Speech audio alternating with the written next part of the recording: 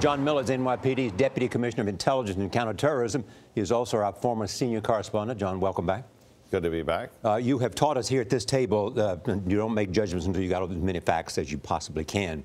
But knowing what you know, did he act alone? Did he have help? And what drove him to do it?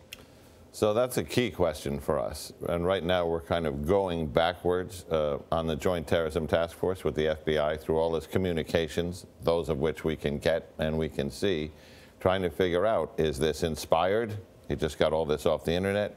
Was it enabled? Was he actually communicating with ISIS officials over encrypted channels? Or was it directed? Was this part of a plan?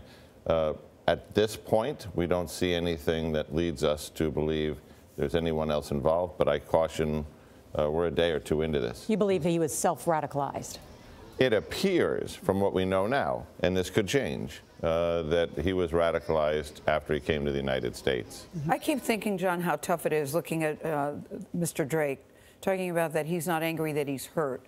I keep thinking how hard it must be for the victims' families to hear this guy just bragging about what he's done and gleeful about what he's done, showing no remorse.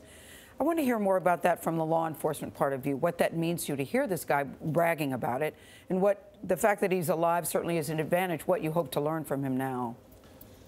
When you capture a live terrorist, you have the ability to question that person, and you're able to glean a lot about those things. Were they part of a larger network? Is this something bigger?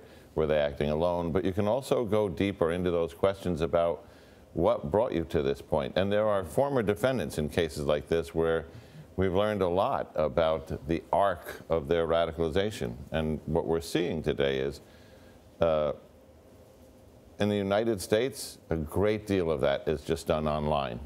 Can I ask you, President Trump said yesterday that Saipov potentially brought 23 people with him when he came to the United States. What do you know about the president's claim? Nothing about that. I think he seems to be referring to other people that came in that visa program. Part of that program is once you get here, you have the opportunity to bring family members. But no suggestion that there are 23 other people who might be connected to some terror plot, that there's a... I think that would be a stretch. What did you learn from the note?